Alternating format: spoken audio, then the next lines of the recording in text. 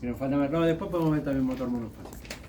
Si quieren, agárrense sillas, los que están parados, los veo algunos cansados. ¿Cómo funciona un motor de corriente continua? Eso por ahí es un poquito más difícil de visualizar, pero van a ver que no es tan difícil. En los imanes y en los campos electromagnéticos. O sea, yo en continua alimento con continua. Entonces, si alimento con continua, ¿tengo un campo giratorio? No hay campo giratorio. ¿Cómo hago para que algo se mueva? Si tengo con continua, ¿qué puedo generar? El campo, con los polos opuestos. Un campo magnético. Claro, con dos imanes. Un campo fijo puedo generar, ¿no?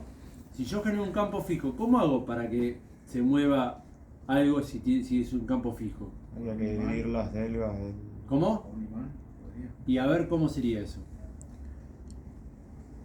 No, sacarlo un imán, con eso para. O sea, vos tenés un imán y entonces agarrás otro imán. Algo así decís. Sí, ¿Y qué haces con el otro imán? trato de acercarlo para generar movimiento. Bueno, ponele que... Ahora, entonces vos tenés... Acercarlo o moverlo, digamos. En la máquina continua también tenés un rotor y un estator. ¿Cómo sería ese tema? A ver. No se armaba se armaba en campo variable porque las escobillas como que tomaban una parte de cada... El rotor está dividido, entonces las escobillas toman... Como están divididos varias bobinas en... Así. Bien. No, pero va por ahí la cosa. Va por ahí. O sea, ustedes piensen esto. Tengo bobinas en el estator y tengo bobinas en el rotor. Entonces yo lo que hago... Supónganse que alimento la bobina del rotor y alimento la bobina del estator. Y esos dos campos magnéticos están alineados. Lo que hago es que se claven ahí y nadie me lo mueve, ¿no? Pero supongamos esto. Con el rotor genero un campo magnético fijo en esta posición. Y con el estator genero un campo magnético fijo en esta posición. ¿Qué va a pasar con este imán? Con respecto a este. ¿Qué van a pasar con esos dos imanes? O se van a repeler. Claro, el norte va a repeler al norte y el sur va a repeler al sur. Entonces Gira. va a generar una cupla. Ahora, en principio eso haría un giro así hasta que se alinean esos dos imanes y ahí dejó de girar. Claro. ¿Qué es entonces lo que mantiene girando el motor de continuo? La conexión de las delgas.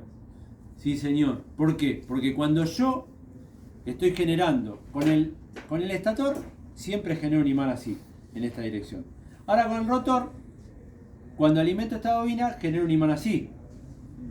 Cuando giró el motor, ¿qué pasó? Esa bobina que estaba alimentando se desconectó, porque está alimentada con las escobillas acá.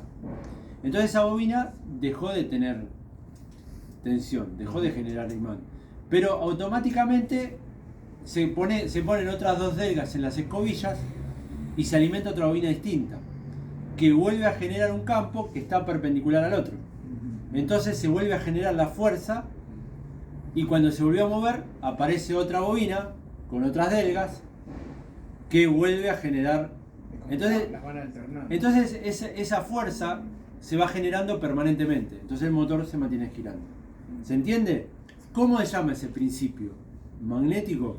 Cuando ustedes busquen, por ejemplo en internet, ¿por qué funciona una máquina de continua? El principio ese se llama de repulsión. O sea, la repulsión entre dos imanes. Este imán se repele el norte con el norte de uno, el sur con el sur de otro, y eso hace que se mueve. Entonces, ¿cuál es la característica distintiva de una máquina de corriente continua? Y se pueden acercar.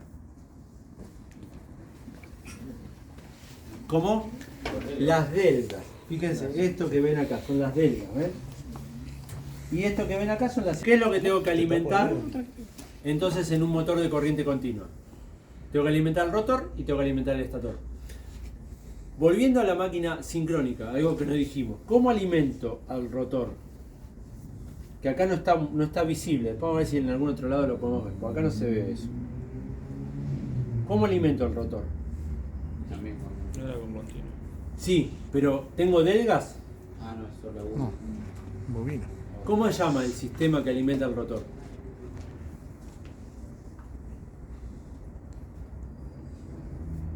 Se llama anillo rozante. ¿Por qué? Porque yo en el rotor del generador sincrónico lo tengo que mantener siempre alimentado, no como este, que lo alimento un instante una bobina, otro instante otra bobina, otro instante otra bobina. En la máquina sincrónica alimento permanentemente la misma bobina. Para alimentar permanentemente la misma bobina, el extremo de la bobina tiene que estar soldado a un anillo, porque va girando, acá el anillo está en contacto con la escobilla, entonces en cualquier posición que esté el rotor, siempre estoy alimentando el extremo de la bobina.